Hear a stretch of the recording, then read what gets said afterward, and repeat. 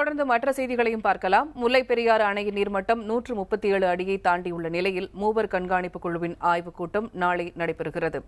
அணையின் நீர்மட்டத்தை 136 அடியிலிருந்து 142 அடியாக உயர்த்த உச்சநீதிமன்றம் உத்தரவிட்டதைத் தொடர்ந்து மத்திய நீர்வள ஆணைய தலைமை பொறியாளர் நாதன் தலைமையிலான மூவர் கண்காணிப்பு குழு அமைக்கப்பட்டது. இக்குழு இதுவரை 3 முறை ஆய்வு மேற்கொண்டுள்ள நிலையில் 4வது முறையாக நாளை அணையில் ஆய்வு செய்கிறது. நீதிமன்ற உத்தரவுப்படி அணையின் நீர்மட்டம் 36 ஆண்டுகளுக்கு பிறகு 136 அடியை தாண்டி நீர் தேக்கப்பட்டு வரும் நிலையில் நாளை மூவர் குழு நடத்தும் ஆய்வு முக்கியத்துவம் பெற்றுள்ளது. பின்னர் நடக்கும் ஆலோசனைக் கூட்டத்தில் நீர்மட்டத்தை 142 அடியாக உயர்த்துவது குறித்த முக்கிய முடிவுகள் எடுக்கப்படும் என எதிர்பார்க்கப்படுகிறது. அணையின் நீர்மட்டம் 136 அடிக்கு மேல் உயர்த்தப்பட்டு வருவதை அடுத்து கேரள அரசின் தலைமைச் செயலாளர் பரத் பூஷன் அணையை பார்வையிட்டார். தேக்கடியில் இருந்து வனத்துறை படகு மூலம் அணைக்கு சென்ற அவர் அணையை பார்வையிட்டார்.